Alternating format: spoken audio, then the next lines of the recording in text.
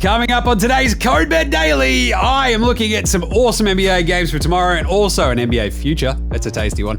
And even an early look at the AFC Championship game in the NFL.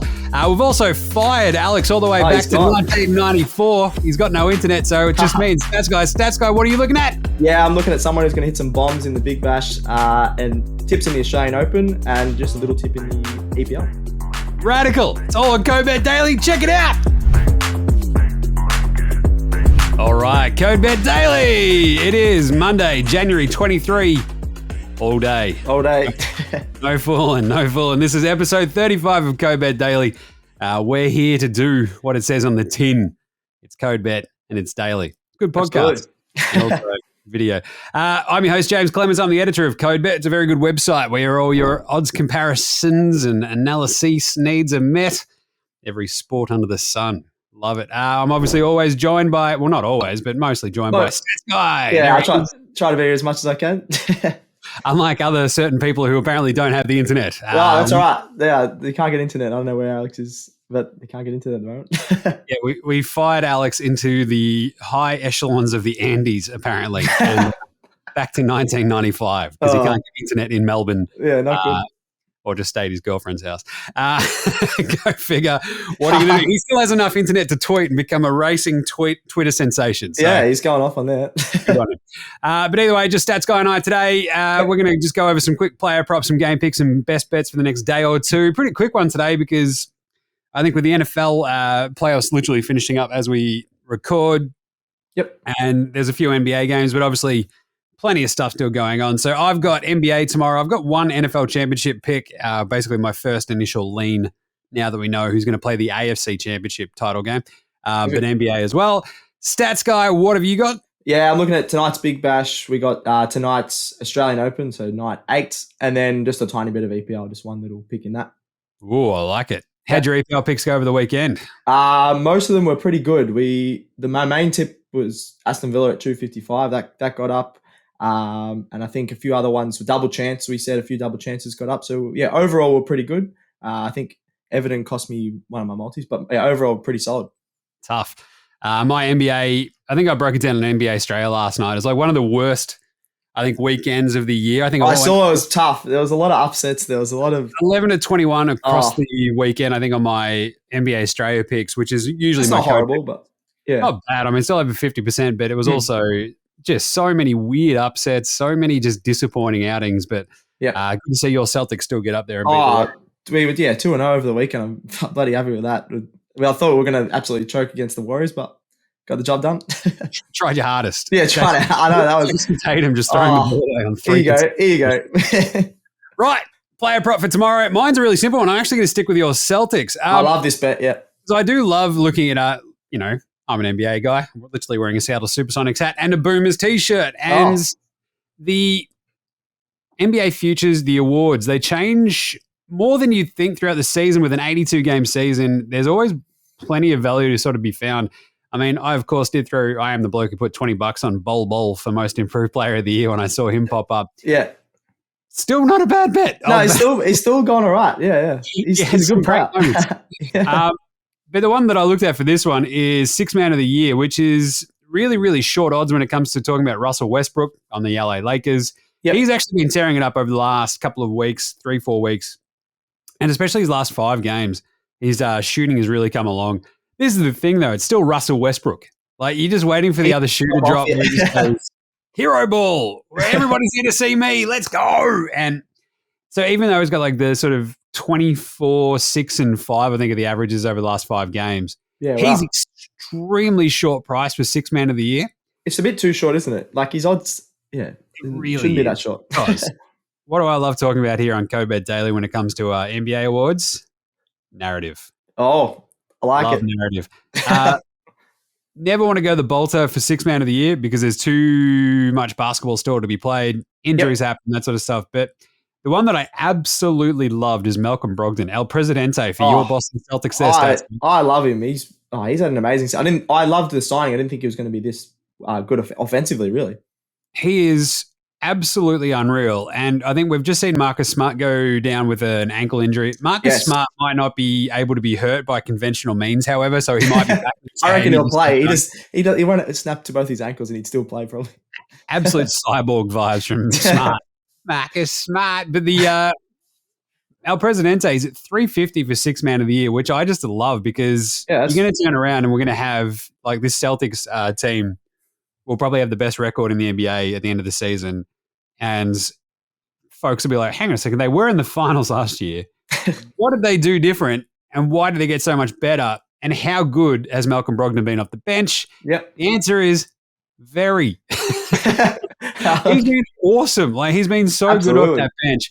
Like he's such a solidifying presence. Defensively, offensively, it doesn't really matter. He does it both ends, which is that thing where you have Russell and defensively, he's still a massive liability, right? And like sixth man of the year tends to be that sort of dude who just comes in, gets buckets, fills it up, is vaguely efficient and sort of helps his team along.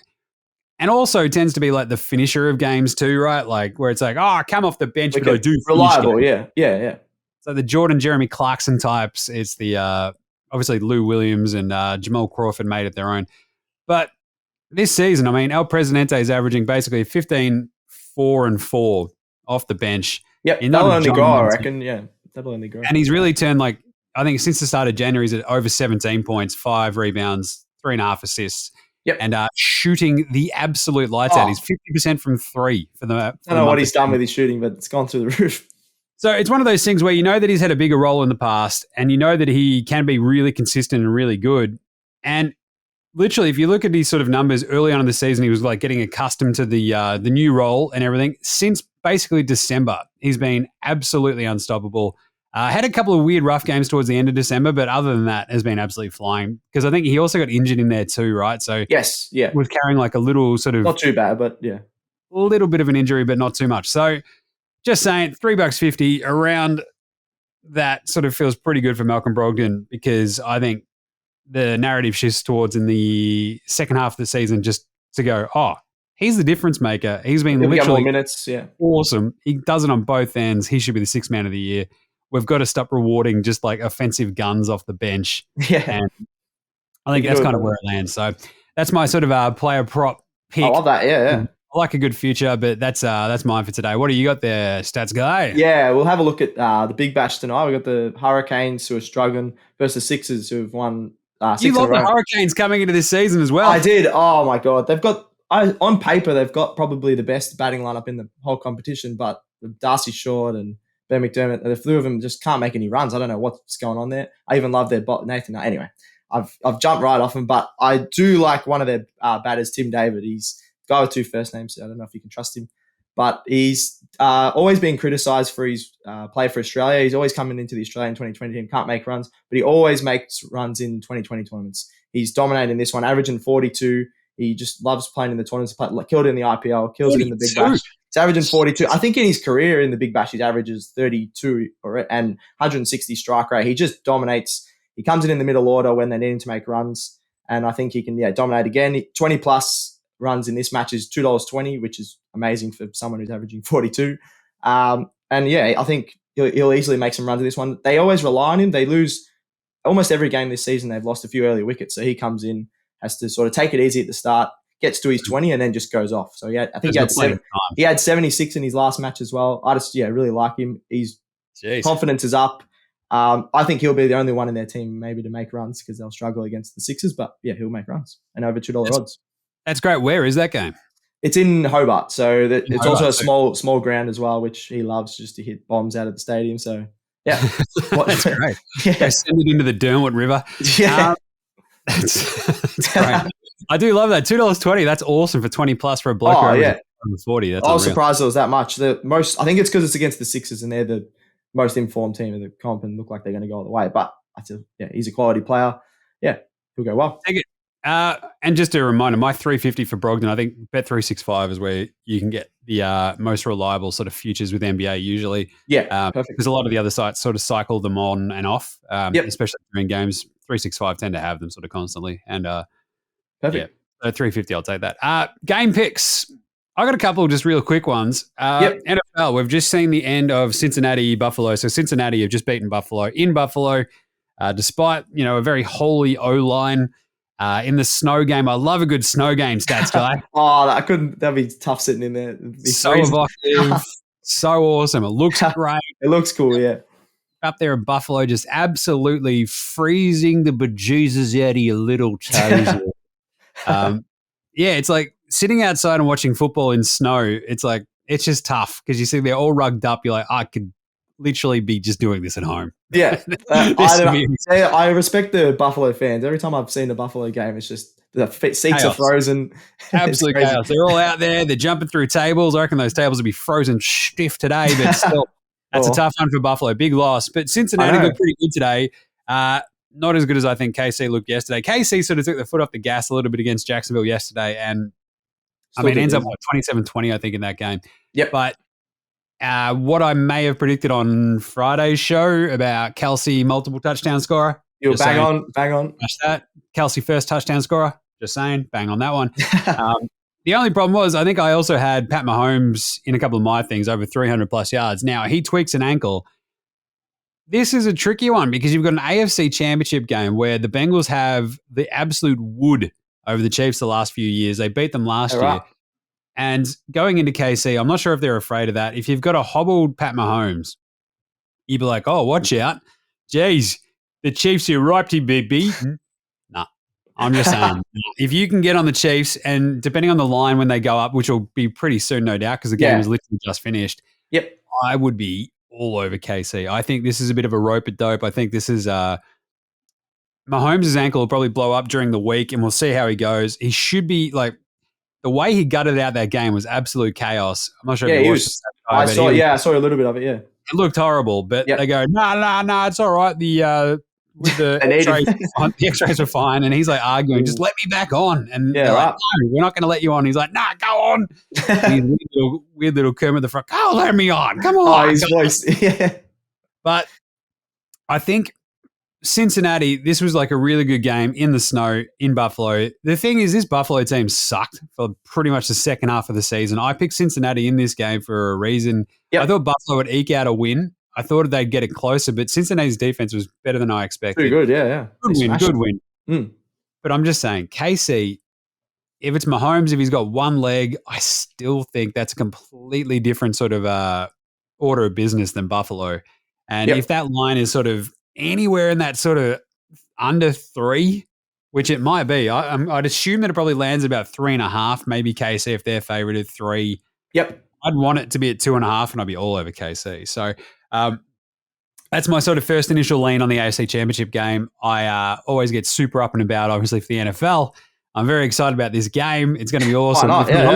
If Mahomes is healthy and like didn't have his ankle rolled up on, I think they would have absolutely smashed the Jags to a horrifying degree. So it's all going to depend on his health, but I still think they'll be too good. So, and my other quick game pick for tomorrow, Blazers Spurs play tomorrow in the NBA. I'm going the over in that one, just like leaning pretty hard on that because there would be defenses, zero defense played in that game. Absolutely zero. The 4th and 12th highest scoring teams in terms of like hitting their overs this season. So Spurs, worst defense in the NBA, give up the most amount of points. The Blazers will go, oh, that's pretty cool. Who have we got? Damian Lillard. Yeah, Chuck him. Simons. Jeremy Grant. Perfect. Let's go. So this will be like 125, 128 easy. Yeah. I like that. I wouldn't bet this. I might bet the Spurs at their line, but the lines aren't out at the moment because it's the NBA for tomorrow. Yeah, but be a big line probably, but yeah.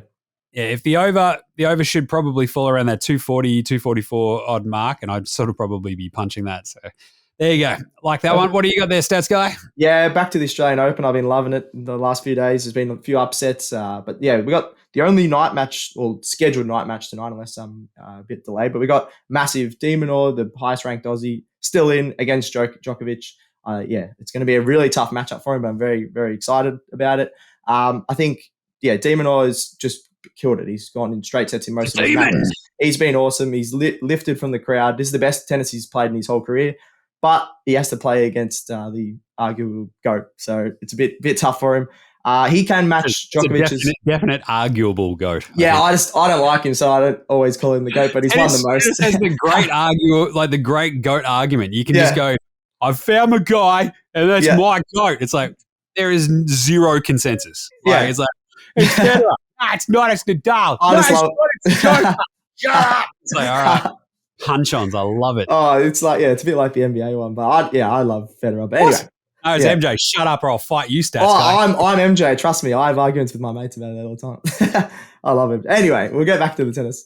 But yeah, I think de Minaur can actually match his run and fitness. He's probably one of the only players that covers the court like Djokovic does. Djokovic loves to make people run, but Demon, for some reason, just loves to run. He loves making the point as hard as possible sometimes. So he can match him. Djokovic has also got a slight leg injury. He's sort of had a lot of medical timeouts. He's still won most of his matches in straight sets and looks like he's doing it easy. But I think Demon can steal a set off him.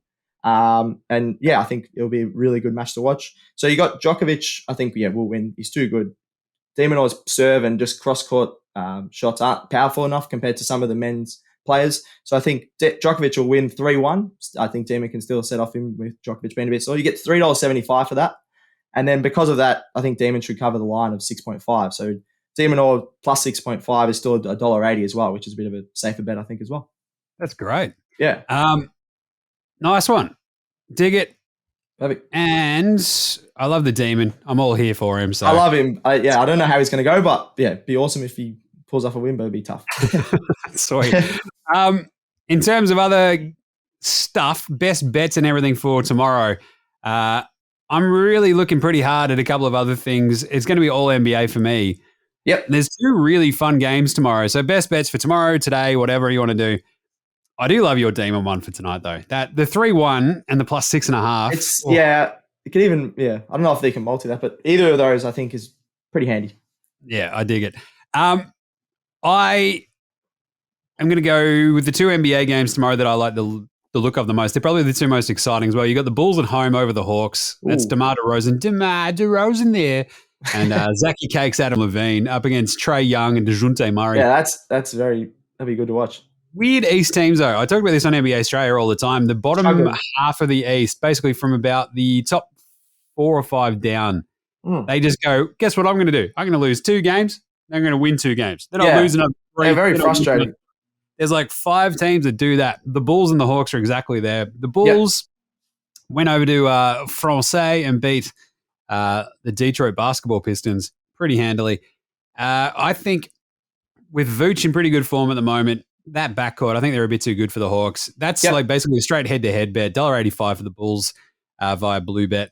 I just think they're a bit too strong, especially at home. Look, in terms of like their home record, it's not going to blow you away, the Bulls, but no, but they're starting to hit a little bit of form. Yeah, similar vibes, right? I think at the line, the Bulls are 11-10-1 away. The Hawks are 10-14, so not great. So I'd probably take the Bulls line for this game anyway, is like a half point. So I just go head to head. The other one, Grizzlies in Sacramento over the Kings. This game is awesome. Ja Morant versus De'Aaron Fox. I've talked about this before. 2 speedsers. It's like 2 fighter jets that you taught how to play basketball going with it. And I'm just like, yes, let's go. Come on. Chaos. Absolute chaos. Just point them at each other, let them rip, and that'd be awesome. Yeah, it's an exciting time. So plenty to go on with that one. I think I'm taking the Grizzlies head to head. That's $1.76, but like the Kings have been playing really well. The Grizzlies obviously were on a 10-game winning streak. I think it got to. It was then broken by the Lakers in just hilarious fashion. Well, I'm sick of the Grizzlies talking crap to LeBron or just every team, and they haven't done anything. Just pull your head in. That's all. Even Ja Morant needs to calm down. He's a gun, but they all just need to chill. They haven't won anything. Yeah, they need to chill. But that's where I'm landing. I think the Grizzlies are probably just a little bit too good for Sacramento. You've got the Souvlaki Kings, Domantas Sabonis for the Kings. You've got Fox. The Grizzlies, though, have just been playing awesome basketball. So I think they go to Sacramento, win that one. And it's pretty good value, $1.76 head-to-head. So perfect. They're still favoured on the road, obviously, but I don't know. I just like them a bit more than the Kings at the moment. Despite like the Kings being awesome, the Kings having Delhi. All right, what do you got? Yeah, so I'm going to do a cross-sport multi here just to change it up a little. We're talking about the Sydney Sixers versus Hobart Hurricanes. I think the Sixers have just been in amazing form. They've won their last 6. They beat Hobart pretty easily in their last match, so I'm taking them head-to-head at $1.64. I think, they'll be too strong, and they're going to probably finish on top of the ladder at this stage. I think they'll pass Perth, and that's probably their aim. And then I'm looking at Fulham versus Tottenham, which is tomorrow morning, Tuesday morning for us. That's a huge London derby. Fulham are up to 7th, and Tottenham are struggling, dropping down to 5th now, but they just keep dropping. So I'm taking Fulham or draw, so the double chance. So Fulham, you can even bet them probably head-to-head. They're $3.20, which I was pretty surprised about, considering they've only lost a couple of matches at home all season.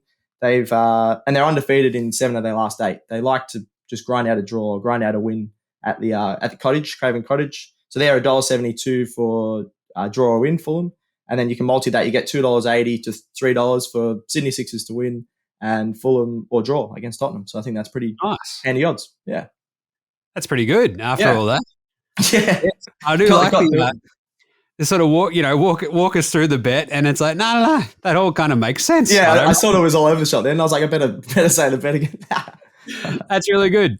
So just say it again, just so it's all laid out. Yeah. I do like it. I mean, to be honest, you could probably multi up my Bulls and Grizzlies pick as well, and that'd be pretty good value. Absolutely, even with the head-to-head, because sort of they're both pretty tight games, and I still feel pretty confident about both those results. So that's a good one. Perfect. Nice one. Good job, Stats Guy. Awesome. That's it for today. Easy. In and out. We'll be back on deck tomorrow. Probably all three of us. We'll see how we go. There you go. Be fun regardless, I guess. Yeah, it's good fun. Might have to be in the office. See what happens. In the studio. Either way, get right around the show. Subscribe on your podcast app. Like, review, star it, and chuck us a follow on all the socials. Get around Facey, IG, Twitter, TikTok. Make Leo earn his cash. Give him something to do. Get in amongst the comments. Buddy, it's still going. It's been 4 days on that. It's like 150 comments. So amazing. Yeah, we're just so popular. Yeah. What it's all about. It's either, if it's not Alex going viral on racing Twitter, it's our Facey just popping off. Sending any questions via the socials, Leo will pass them on. Any bets you want us to grade, etc. But I think that's it. Nice one. Thanks, Stats Guy. Thank you. Thanks to Alex for not showing up, because apparently you can't have the internet in 2023. Oh, we have internet in the office, so no excuses there. Yeah, no excuses. Just go to the office, Alex. Oh, I don't know about this. All right. Thanks, Gerald, for producing as always. Thanks to me for helming this one. And what do we say here, Stats Guy? Gamble responsibly. I like it. May all picks come in. Happy punting. We'll catch you tomorrow. Code Bet Daily. Out.